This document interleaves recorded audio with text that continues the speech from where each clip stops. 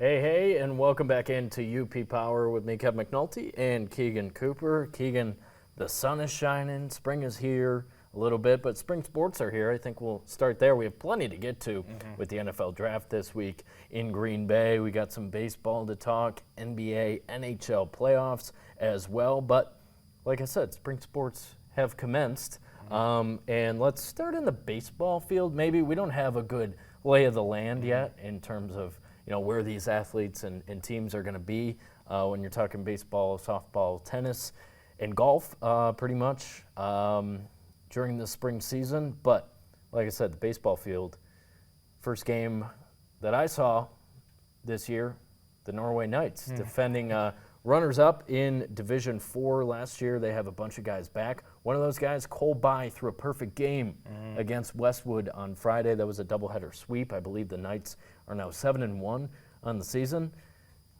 They're going to be a problem once again this spring come June when you get into the MHSAA postseason. They're a darn good team once again. Yeah, I think we just see the Knights with those returners and pitching, especially at the high school level, becomes the key, and that's something, obviously, with a perfect game that they excel at, and they have. I mean, Cole By throwing a perfect game, what an achievement for him. Struck out 15 guys in a 7-inning game. That's pretty impressive when you think about it. Especially this early in the season for a guy to be able to throw 7 innings. That's efficient. And when you're striking out 15 guys, you're running up your pitch count a little bit too. So, I mean, really good stuff. I mean, that's one of the things they had that helped them go on that run was the arms to get there. Alex Ortman was a guy who's moved on, is playing in college now, but Cole By pitched a lot in that postseason as well. You see why he got the ball in so many of those big games that they played last spring. He's a really good pitcher, and the Knights are obviously a team to watch on the baseball field. And if you go, across divisions, you're thinking Gladstone and Eski will be right there again. They tried to make a little bit of noise in the postseason last year, so we'll see where that goes. You're going to see Marquette and Kingsford later today.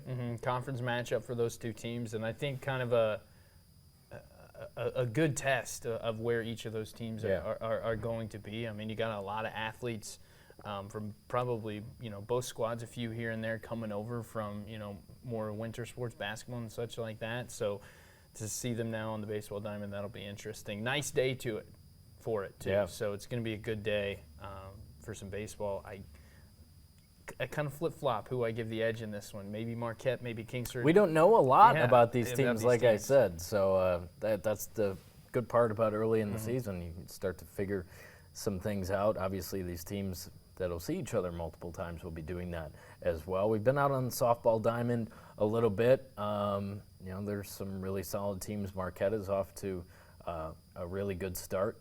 I know you did a story on them while I was away on vacation. Obviously, Escanaba is going to be a big draw for us and a lot of people in Delta County this spring because of Grayson Marsh, who's going to be playing college softball at Michigan next year. So it's the last year you get to watch her play at the high school level. Dominant pitcher.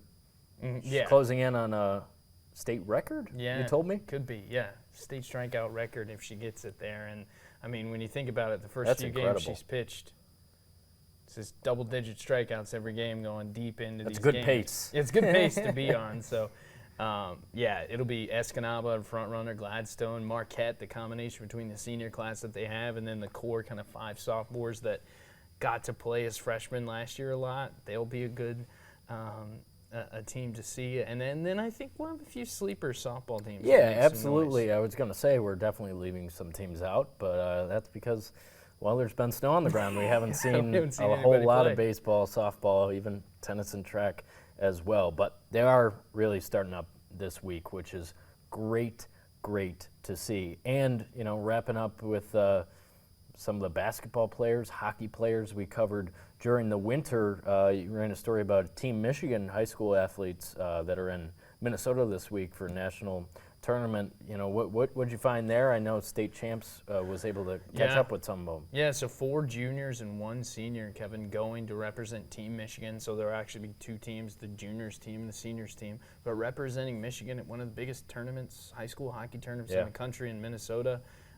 And if anyone's seen videos from their state championships that they play in St. Paul where the Wild play their games. Yeah. It is raucous. I mean, Michigan does it really well at USA Hockey Arena. I haven't been there. You've been there with the state finals and everything. But even Minnesota is a different beast. So just to be playing there in that state with, you know, all the juniors teams they have around there, the prep hockey. Yeah, the best of the best, you know. Yeah. And so it'll be exciting for those guys. And I know, like Nolan Bink and Graham Johnson from Escanaba are two guys that are playing on that juniors team. And they said, you know, just to be from the UP and to be representative of Michigan is a big honor, and those guys will have a lot of fun. And Benton Ryla's by himself on the juniors team? Senior, by himself on one of those teams. Connor Arco of Houghton got a goal in their scrimmage, so it'll be exciting to see those guys hit the ice. That is great. Good for those guys, and did see last week as well, Aaron Helmanen, head coach at Jeffers, by the Coaches Association. That's a very meaningful award, Division III Coach of the Year. Obviously, he deserved it for the history that program made a couple months ago. I mean, just an incredible run they went on, well-deserved honor for him. And then you had the Gold Medal Classic basketball tournament as well. A lot of former high school guys that we've watched here, and Jason Wittens, he made it out? Yeah, he made it out, yep. He had a team, and, you know, we saw Mr. UP basketball make an appearance, Jacob McPhee this year. And very good. Jackson Jermu was there playing on a team. And that tournament just, I mean, their slogan, I'll have to show you the T-shirt that they gave me, but they call it the granddaddy of them all because it's been going on for so long. Yeah. 86 years. That's incredible. Of playing it. And, you know, people come back. There were, former Northern Michigan basketball players. Michigan Tech always has a team, and that's exciting to see those guys kind of come out of the woodwork for this tournament. You know, you don't really see them, but some of the legends that wore the Husky uniform or the Wildcat uniform coming back to play. So that was it. In the gym too. It's kind of old school Hermansville that they go and a little bit of a Hoosiers feel. Yeah, you walk in and you're like. But then, you know, the stands fill up and people really get into the games, and, you know, it was a good week, a good weekend, good week of hoops for Hermansville. Yeah, absolutely. Well, the big thing going on this week is the NFL draft, of course, in the football world, and happens to be somewhat in our backyard in Green Bay. We will both be going down there later this week. I'll be there Wednesday, Thursday. You'll be there Friday for rounds 2 and 3. Let's talk about it. I'm very excited because I don't think there's a better place in terms of infrastructure for this kind of event than Green Bay, what they've done with Titletown over the past decade and some change, how they've really developed around Lambeau. I agree. We've both seen it firsthand. It's pretty incredible, but at the same time, Green Bay is a city of 100,000 people. They're not used to holding these types of events. Never have they had an event this large in Green Bay, Wisconsin. So it'll be interesting to see it all come through. And obviously, we've been running stories for a year about how they've been planning and getting things in place for this to happen, and security. They've spent so much money on that, which is great. I'm sure if you're a fan, that gives you a little bit more, peace of mind when you're heading down there. Like I said, just all of it coming together, like I mentioned, it being a perfect spot for the draft, but also not having any experience, having an event like this, it'll come together, and I think it'll be a really sweet setup. The draft itself, not a good draft class, is what I'm gathering in all of my research and I've looked at consuming mock drafts and all of that. It's just like all these guys who study this stuff very closely, your Dane Bruglers, Todd McShays, that are doing these mocks every year. It's like, this first receiver to go would probably be the 6th best receiver in last year's draft class.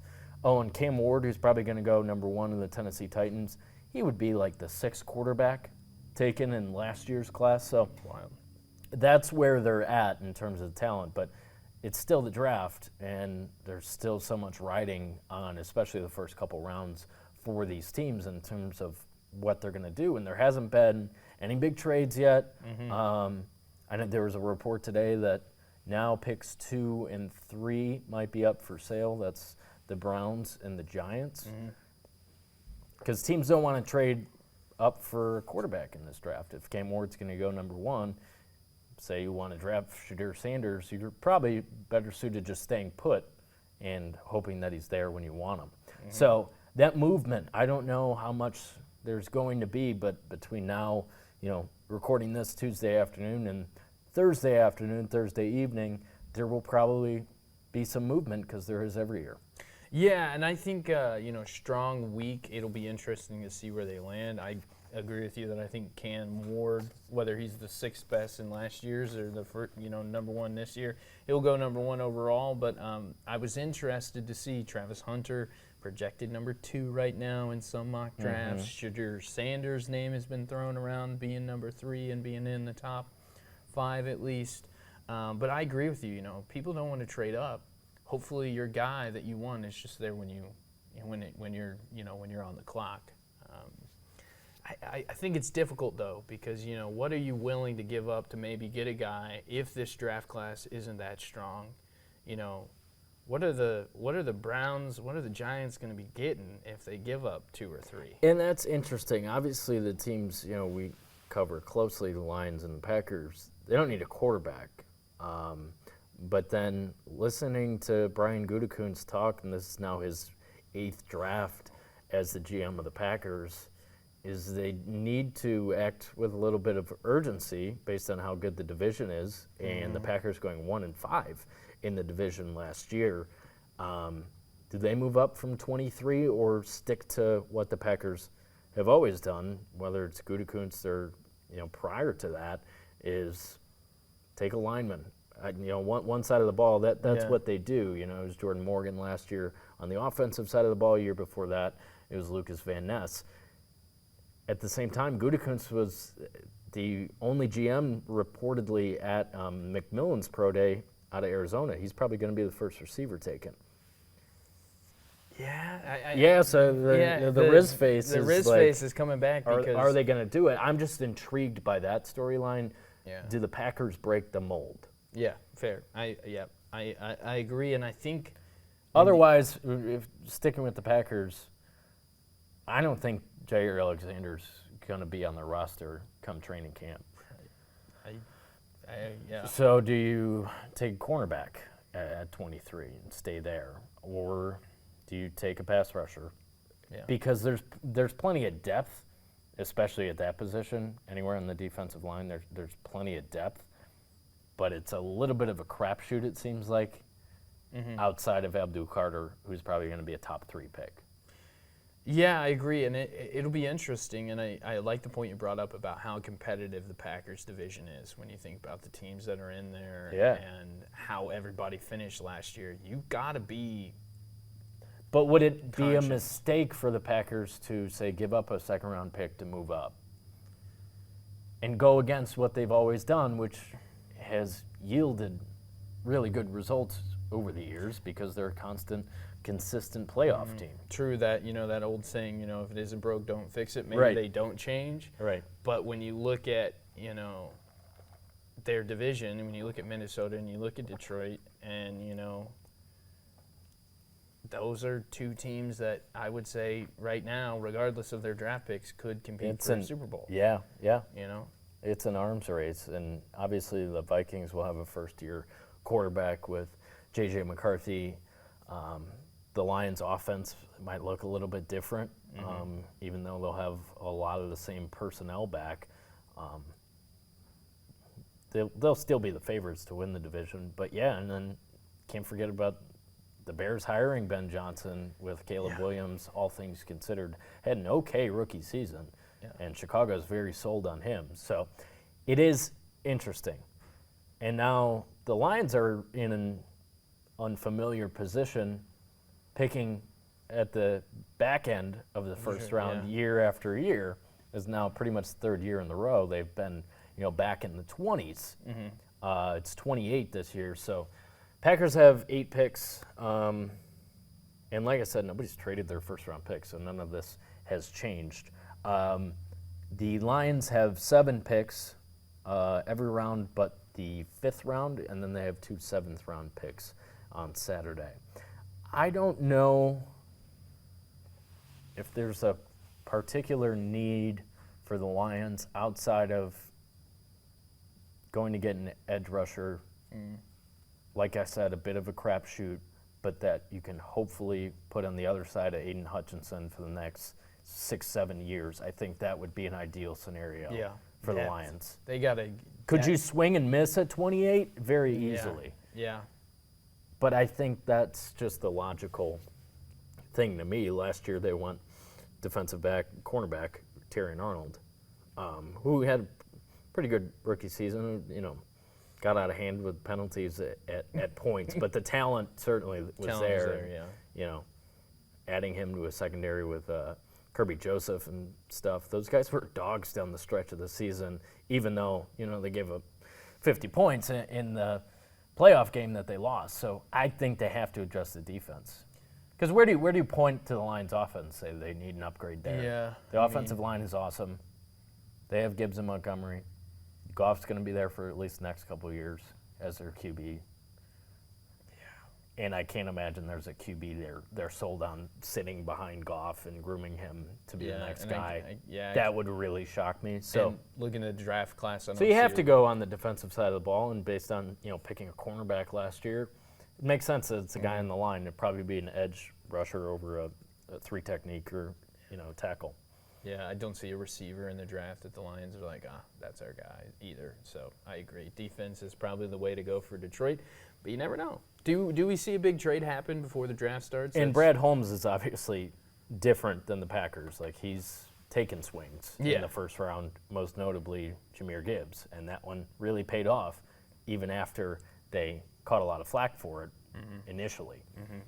So should be interesting for those teams picking near the back of the first round. Not a ton of pressure on them. No. I'd say the pressure in terms of your first round picks is kind of reserved for the top 5. Yeah. Who do you pick? Because I think that because you got to hit a home run there, and it's not as deep. I think last year, if you were to cut off like 7, 9, maybe. I think it'd be 10 to 15. Yeah, there was that draft class. In terms of there's a lot of pressure and a lot riding on this pick versus if you swing and miss, you'll be all right. I think it's only the first 5 this year. And you go through, not that this affects the Lions and Packers very much. The Bears obviously have the highest pick in their division. They're at 10. I don't know, maybe they move up to get Ashton Genty, but I don't really see that happening. They're kind of back in that barrel of, okay, take your pick for pass rusher, or there's some depth on the O-line that, if you're not getting Graham or Campbell, which I don't think the Bears can get at 10. So it's really the top 5 picks. Tennessee is probably going to take Cam Ward. All the reporting is that Travis Hunter will go to the Cleveland Browns. But then again, maybe they move out. And everything I've seen to this point is Abdul Carter at number 3 to the New York Giants. Yeah. And then you're like, I don't know. Yeah. I think the Patriots at 4 probably take an O-lineman. Yeah. Which I think would be Campbell. I guess maybe I haven't looked at enough mock drafts. And then it gets interesting with the Jaguars, who also have their quarterback. They just hired a coach to kind of resurrect. They're in Jacksonville. Everyone thinks the Raiders are going to be the team to pick Genty. Will that happen? I don't know. That's the fun thing about the draft. Yeah. You don't know. It's a made-for-TV event, and you got to give the NFL credit because it doesn't make a whole lot of sense. The draft doesn't actually happen at the draft site. So the 250,000 people in Green Bay are just at a live taping of a TV show because all the teams are at their facilities drafting the players. No one's in Green Bay. It's just a guy walking out every 10 minutes. In the first round, it's Goodell to announce, who they picked. Yeah. Yeah, I'm looking I'm curious to see that part in action. It's like, what do these fans do for 3 hours during the draft? Because you're watching on TV, you get these guys breaking down everything that's going on. Yeah. I think it's a lot of people standing around watching TV. Yeah. Eating snacks, maybe. It seems like a great thing, especially Saturday, to take your kids out to like all the festivities they have going on. Yeah. And access to players, former players. I mean, everyone's going to be there, especially because Lambeau's a tourism destination. So Oh, for sure. I'm hoping I get to talk to Mooch tomorrow. There's availability with the NFL Network analysts. I can't imagine he won't be there. Growing up a Packer fan, I think that's what Tom Izzo says about him. And then the prospects that are in person, I don't think this means like the Packers are going to take one of these guys so that they can walk out on the stage. The list has shrunk a little bit. I know Jackson Dart was scheduled to go, and then it looks like he might drop to the second round and wasn't going to stick around for that. But Travis Hunter, Cam Ward, Will Campbell, Abdul Carter, Mason Graham, a Michigan guy, obviously. Yeah. Is Colston Loveland, the Michigan tight end, going to be there?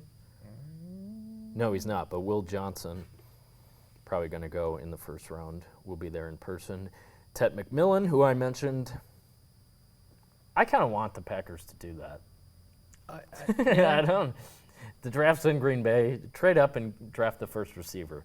He will be there in person. That's Tet McMillan from Arizona. Ashton Genty will be there as well. So the guys that are getting talked about a bunch Arguably your top are going to 10. be there. It's guys that know they're going to be taken or are projected at the moment No Shador to Sanders. go in the top 15. No, maybe that was the change. No Shador Sanders. Because there's a chance he falls to the second round too.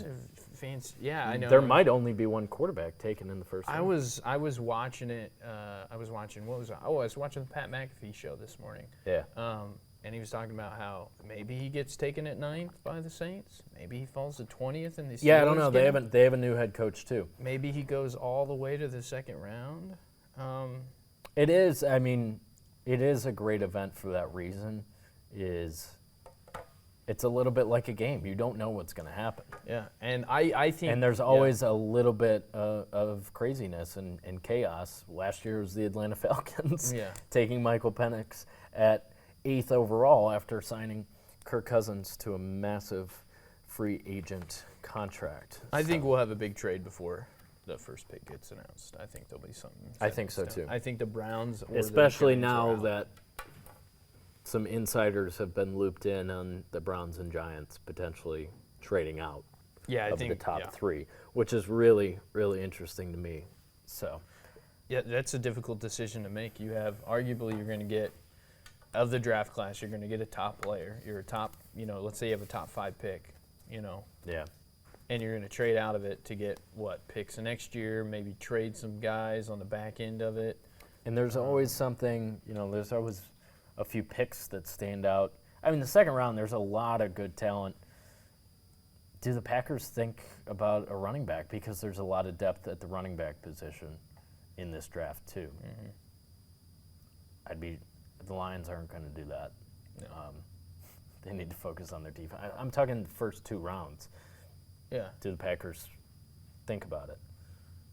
I mean, I think Because, so. like, Jacobs is their guy right now, but it's the running back position. It's fickle, and these guys' careers don't last very long. A.J. Dillon's out the door. So, I don't know. That's another one when you get to rounds 2 and 3, and usually Saturday, 4 through 7, there's a surprise, or there's one that makes you go, huh, that, your Brock Purdy's of the world, or Puka Nacua was a 5th rounder, and one of the top receivers in the entire league. So, NFL draft, all eyes on Green Bay. Very excited. Very excited. Yeah. Should be cool. Before we get to the NBA and NHL playoffs, we got to talk golf. Yeah. We have not sat down here on this podcast since Rory McIlroy completed the career Grand Slam at Augusta. I have been a Rory guy, and most golf fans are Rory guys. There's some detractors here and there, just because I think a lot of golf fans long for the greatness that you watched, depending on your age, Nicklaus achieve back in the day, or Tiger achieve back in the day. Yeah. I've only ever watched Tiger Woods win 2 of his 15 majors. I remember the U.S. Open in '08 where he beat Rocco Mediate in a playoff, that 18-hole playoff that they used to do for the U.S. Open. That was his last one before the 2019 Masters, obviously, which everyone who either covers the sport or has been a fan of the sport will rank that probably number 1 in terms of the gravity of the moment there at Augusta. Yeah. Was 2019 when Tiger hugs his kids in the spot where he, hugged his dad for many years. That was so cool. I remember that very vividly. But like my generation, there's not really a guy other than Rory that you can appreciate for his greatness. Scotty Scheffler could get there. He could get there. He could get there. He's based on the year he's had. He's got 2 green jackets too. But Rory is the guy. So that's why I've been a Rory guy. I remember my uncle saying to me when he won his first major in 2011, like, that's the next Tiger Woods. Because you're always thinking that way. Yeah, you're thinking who's next. Like, I love Derrick Rose because I watched him play in high school, and my dad was like, that's the next star of the NBA. And he was right for 3 years. But that's why I've always been drawn to Rory and rooting for him in these majors for the last 11 years. He went through the prime of his career, really. Yeah. To still be one of the greatest golfers of all time and not win from the time he was 24 to 35, a major, that is crazy. But he finally got it done, and he did it in the most Rory of ways. Obviously, this is the one he'd been waiting on since 2014. The last year he won a major in terms of completing the career Grand Slam, and it's just every year getting asked about it.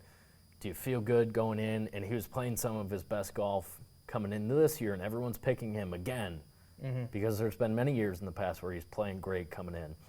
But this year he won the Players, and it was just on that course where the fairways are so wide and he can just, drive it off the tee like no one else, even at 35 years old.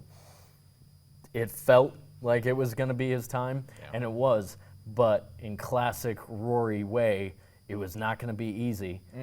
No. And I got flashbacks of just last year watching the U.S. Open where he crumbled on 16 and 18, and DeChambeau wins it. And there he is in the final pairing with DeChambeau on Sunday. And it was such a roller coaster of a round of golf, like none that I can remember in terms of early he double bogeys. Yeah, in the water. Oh, yeah. And then on 13, he doubles going in the water when, he was trying to lay up, and that didn't make any sense. And he fell out of it. But then he's got a 5-shot lead, and Bryson's playing like crap. Yeah, he fell out of it. And you think there's no chance that Oberg and Rose can catch Rory. But then 13 happens, and they creep back in. Oberg had a rough 18, so that went out the window. But Rose hits that putt on 18 a few pairings ahead of Rory, and you're like, oh, no. But he still got it in front of him, like, what, a 6-footer on 18 that he missed? And I was like, oh, no, it's happening again. But for some reason, I still thought he was going to win the playoff, and sure enough, he did. Yeah, he had. He had a He hit great the drive. daylights out of that drive. And then the approach shot puts it, less than a club length away, and puts it in. And even on 18, it was funny, not in the playoff, the first time he played 18 on Sunday. He goes in the bunker, so you're like, oh. But then he has a great shot out of the bunker, and you're like, oh my gosh, 6 feet.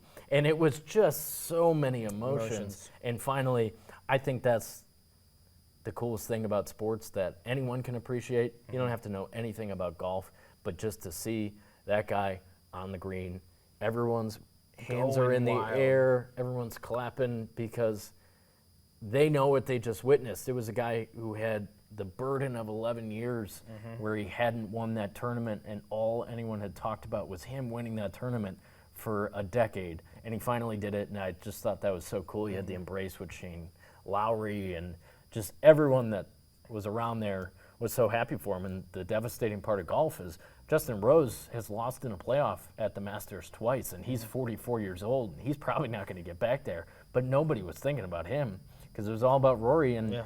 he had a slightly larger, boulder on his back.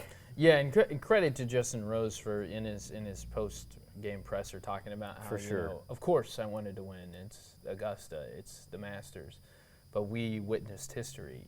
We witnessed a 6th player reach the career Grand Slam. 6. The only 6 ever. What I do He's find he's one of 3 men alive that have done that. yeah. It's Jack, Tiger, and Rory. That's cool. That's cool to me. Yeah, I do love the pros, at the very beginning of the Masters, Jack and Tom Watson, and Yeah. those guys, they all called it. They're like, yeah, it's Rory's year, he's winning. Yeah. And he did.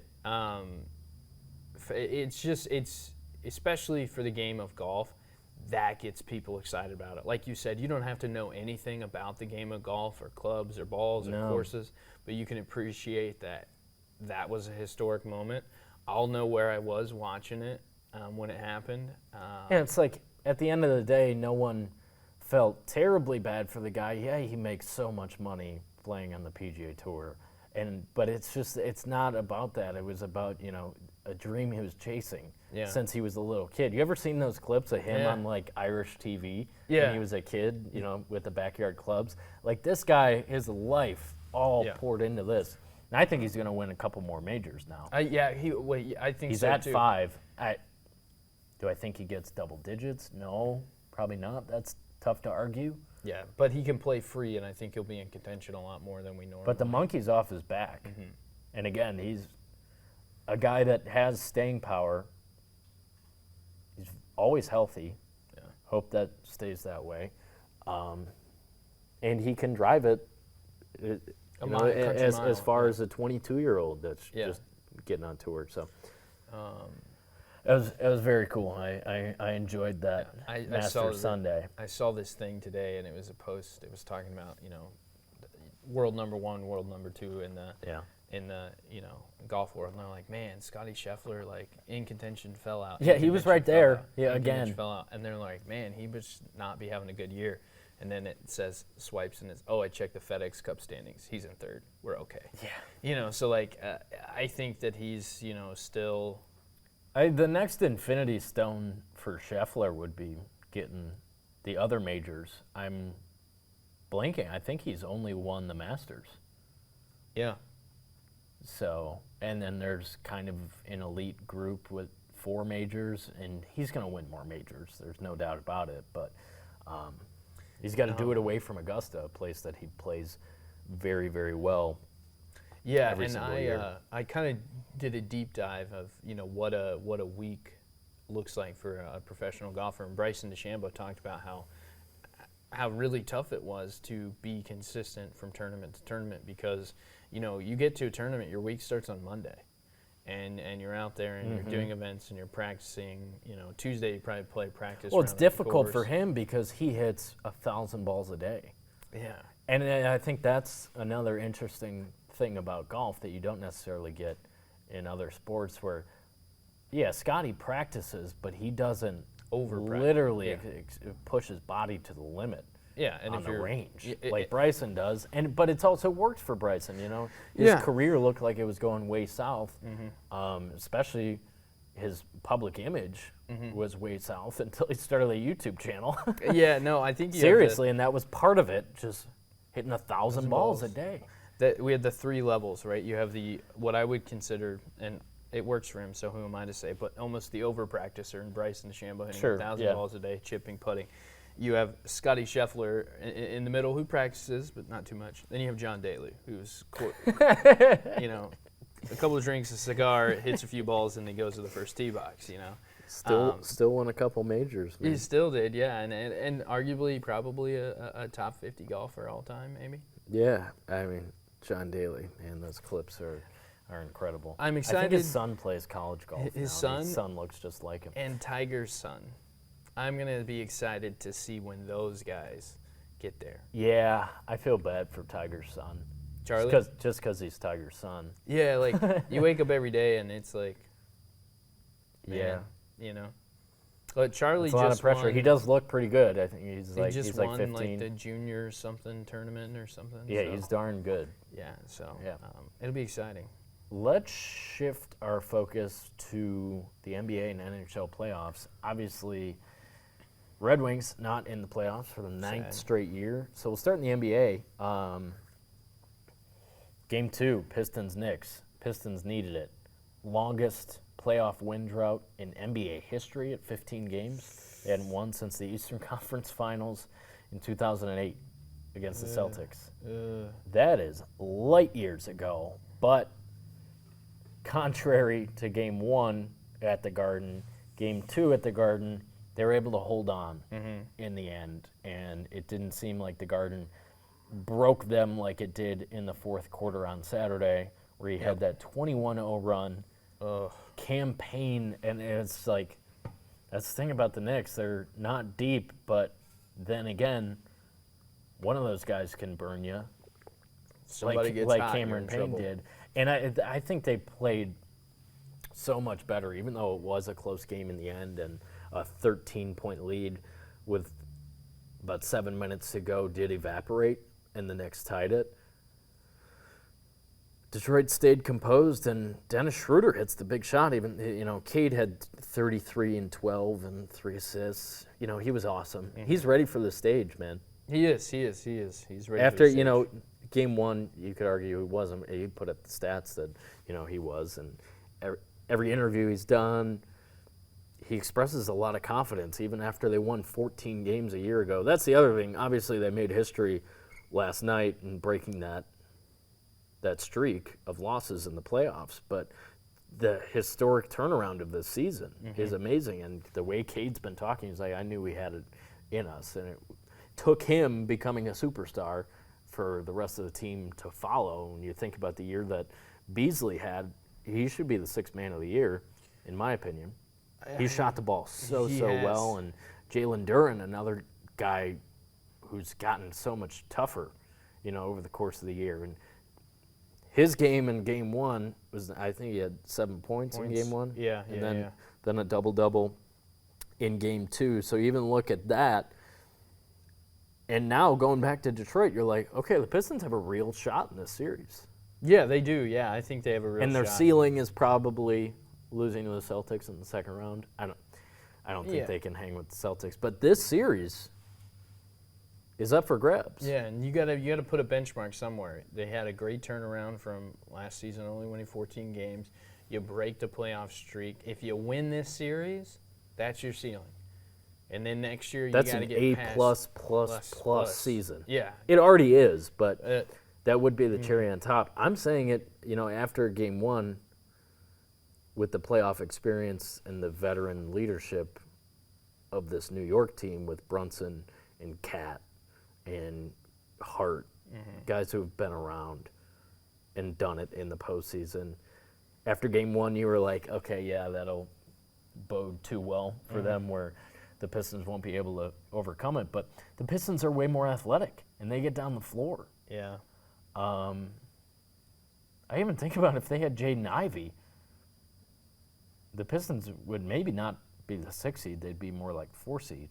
But that would be another, athletic guard to put on the floor against this Knicks team that is not built like that. And Brunson, people were lighting him up online yesterday for all the fouls. I get it.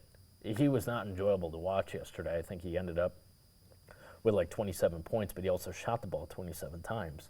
So is that sustainable for New York? And that's the argument every year when Tom Thibodeau has a team in the playoffs. It was true with the Bulls back in the day, and now it's true again with the Knicks, where he doesn't play his bench and these guys get worn down. And even Brunson had to come out of the game, briefly in the fourth quarter yesterday. So it's a series, and going back to Detroit, they might have wide eyes in front of that crowd that's been waiting so long for postseason basketball, and let's face it, a series that they could win. Yeah, Last time they were in the playoffs, they didn't have a chance to win in 2019. They were the 8 seed. I forget who the one was. It was the Bucks.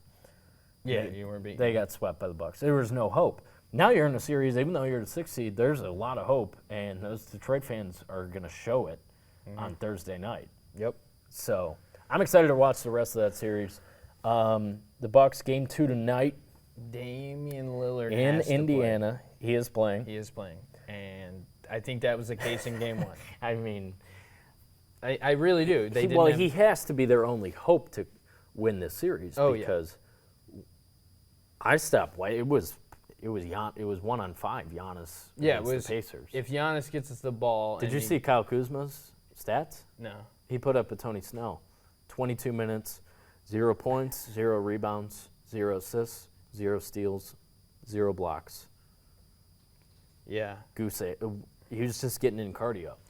Yeah, I mean, it was if Giannis gets the ball and he gets around his first defender and into the lane, he probably scores. And Brook Lopez is geriatric, running from three-point line to three-point line. That's not entirely true, but he's old.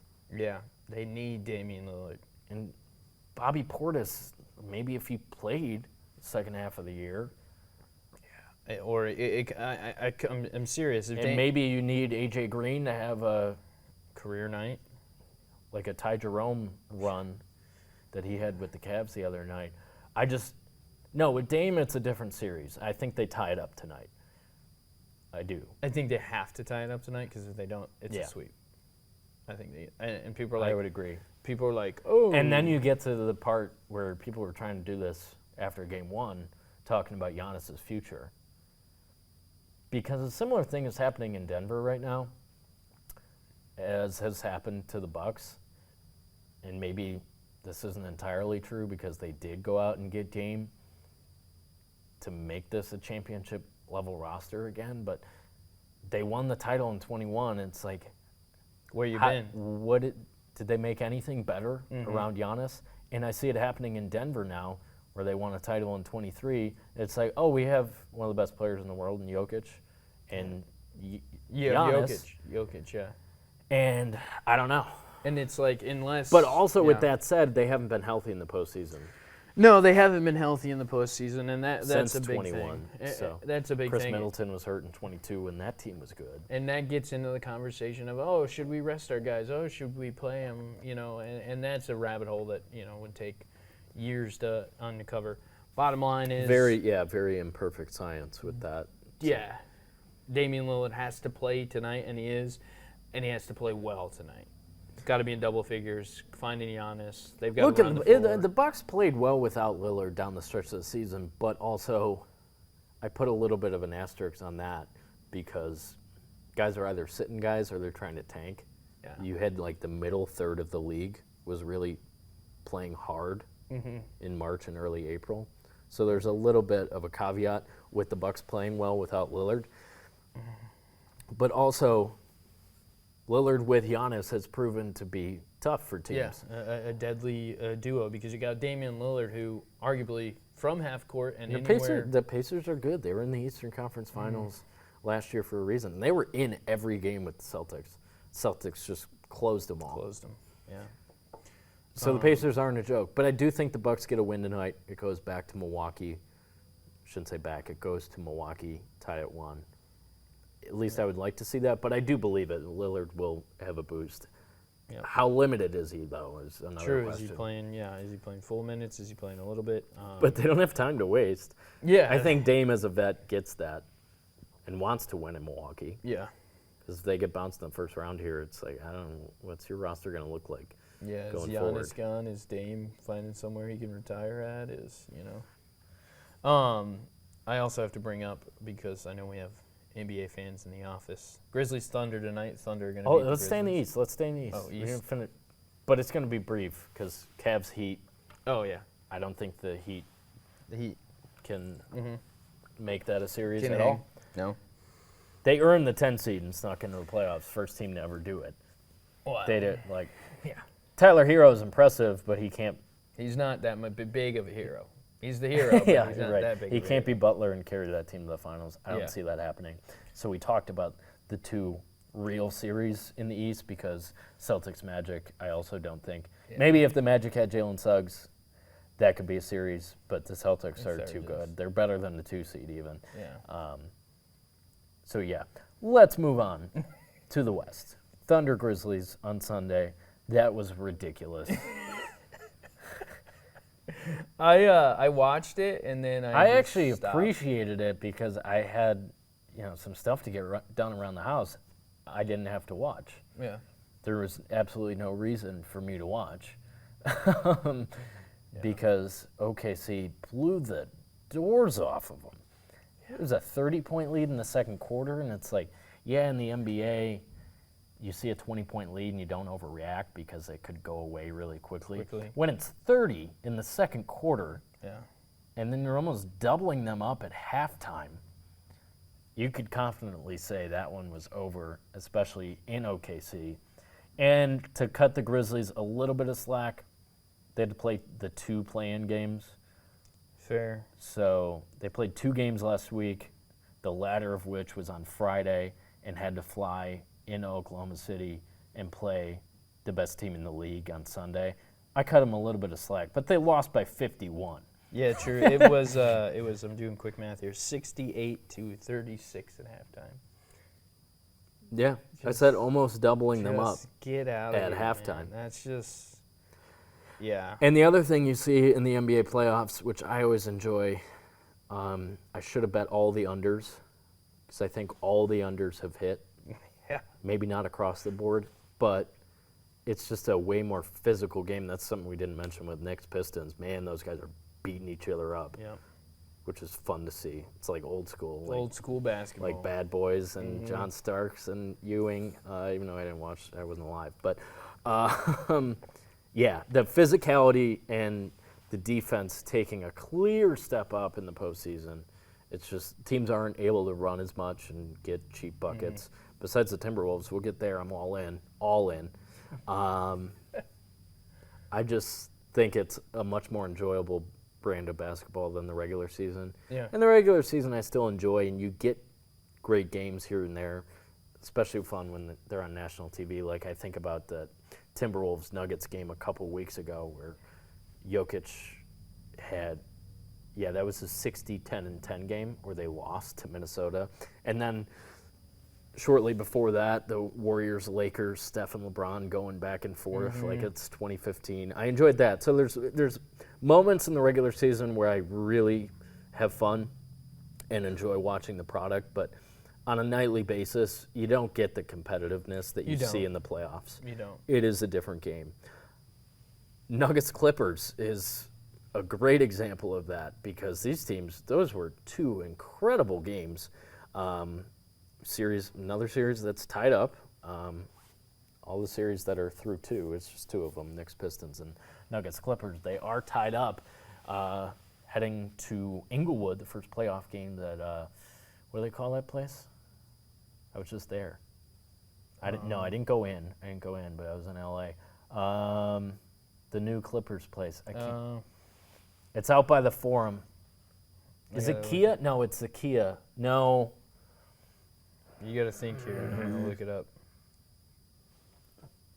This doesn't matter at all. And it's not relevant information, but I can't think of it. It's in Inglewood. It's a dome. The Intuit Dome. Yeah, there you go. Let's go. Yes. That looks incredible out there. I got eyes on SoFi. Like that place is. That looks insane.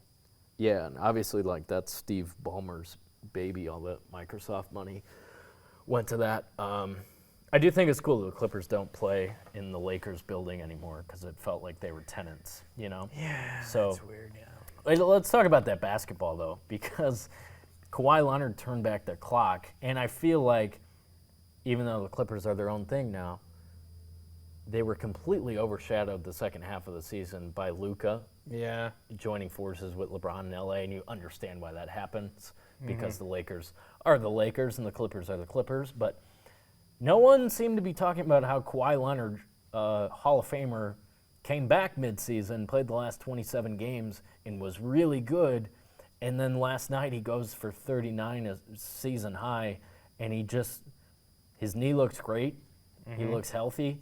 And, man, that guy's dangerous. He's done it in the postseason before with the Spurs when he was a young pup and with the Raptors in 2019.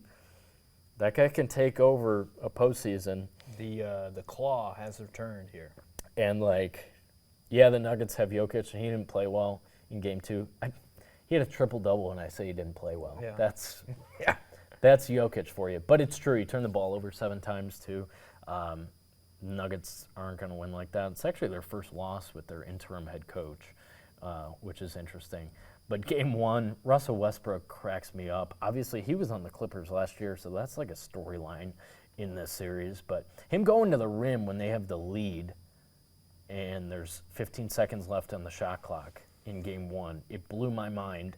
And that was right after he hit the go-ahead three in regulation. It was unbelievable. And then Nuggets didn't get a shot off at the end of regulation, dominate overtime.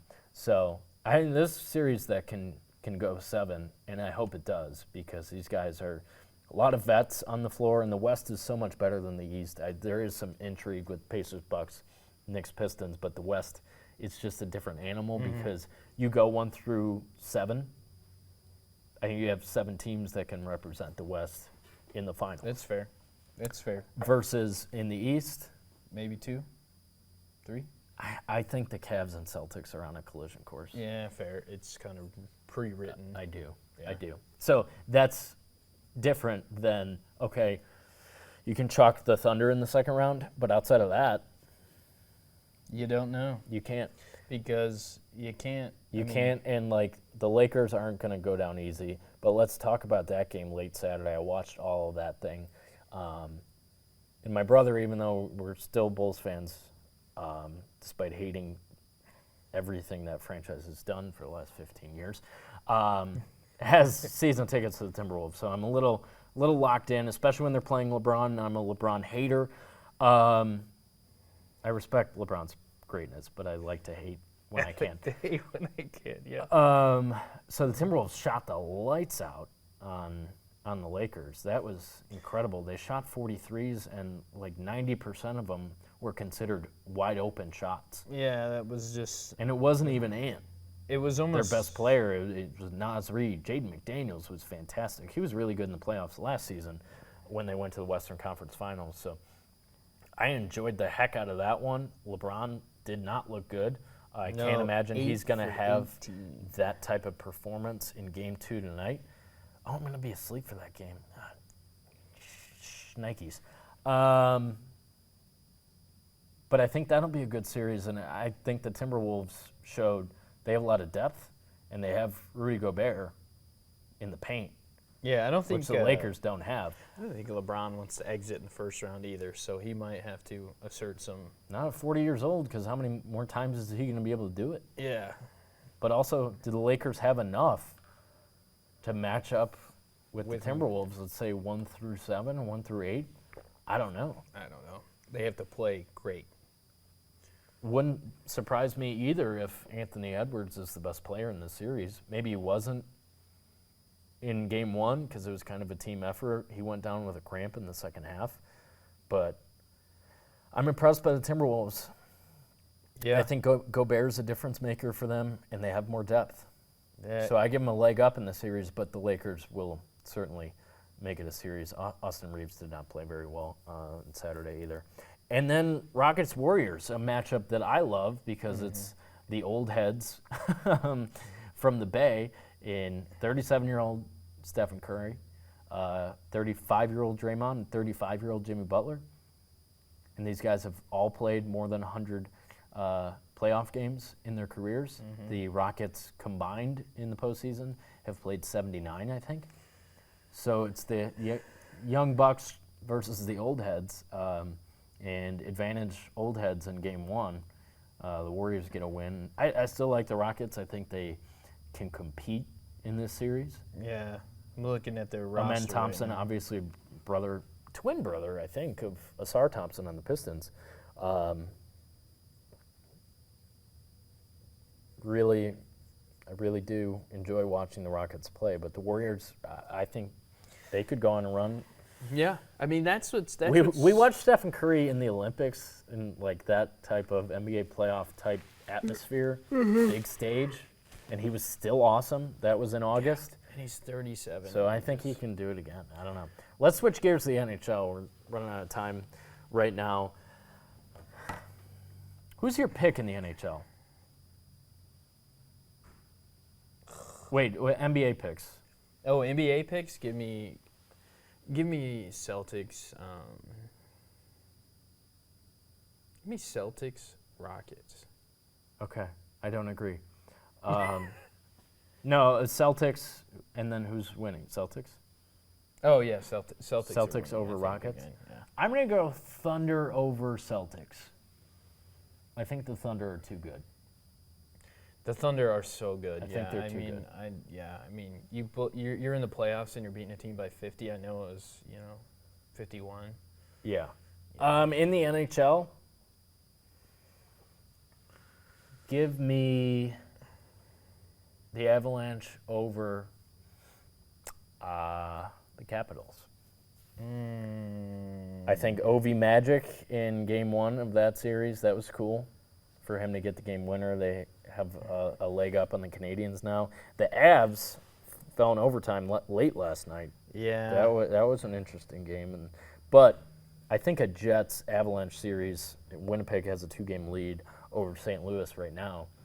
That would be an awesome series because the Jets are really darn good, and so are the Golden Knights. I think the West is more intriguing in the NHL as well because you could have the Golden Knights, who've had an awesome year, go up against the Oilers, who obviously have Connor McDavid. So, I want to say that's what I'm hoping, and Yeah.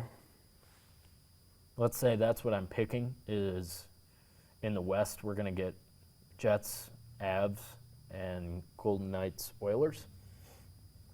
And the Maple Leafs get a big win in Game 1 of their series. Mm-hmm. So is this the year they change the tide and get out of the first round? I don't know. They don't like doing that. And then you have Lightning Panthers, the Battle of Florida. Game 1 is tonight.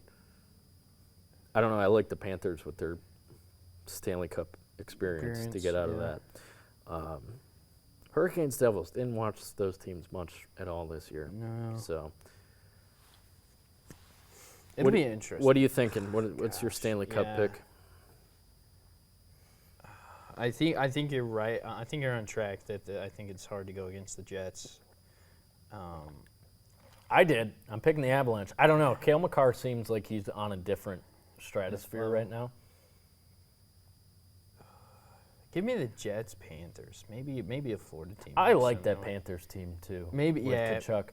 How about this would involve the Maple Leafs blowing it again